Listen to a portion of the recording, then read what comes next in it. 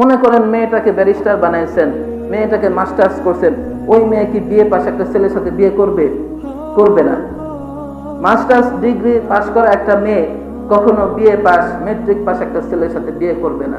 কিন্তু সে যে মাস্টার্স পড়তে পড়তে 28 বছর 19 বছর বানায় ফেলেছে, এখন ওই মেয়েটাও বিয়ে করার জন্য ছেলে পাচ্ছে না, আর বিয়ে করার বয়সও তার পার হয়ে যাচ্ছে, বিয়ে করতে পারতেছে না। এমনও হয়, এই যে রাজনীতি নিয়ে আমি সাধারণত কথা বলি না, এই যে আমাদের ব্যারিস্টার রুমিন ফারহানা, আপনারা কম বেশি সবাই চেনেন না?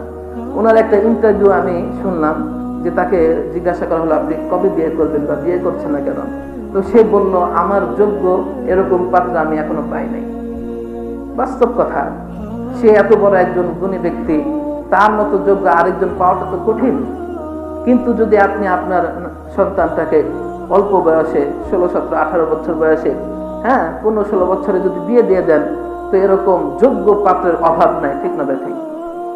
এই যে আমি আমার সন্তানকে স্কুলে পড়াচ্ছি, কলেজে পড়াচ্ছি, এখন বর্তমানে এমন হয়ে গেছে জেনারেশনটা, স্কুল কলেজের ছেলেরাও এখানে যারা আছে, এরাই অনেকে আমার কাছে বলছে যে হুজুর, আমি ভার্সিটির একটা মেয়েকে যে বিয়ে করব, কলেজের একটা মেয়েকে বিয়ে করব, আমাদের সাহস হয় না। কারণ কি? কারণ হলো এখন কলেজ ভার্সিটির মেয়েরা আর মেয়ে নাই, এরা ছেলে হয়ে গেছে। এরা কি হয়ে গেছে? ছেলে হয়ে গেছে। এরা শার্ট প্যান্ট জিন্স পরা তারপর রাস্তা দিয়ে হেঁটে বেড়ায়।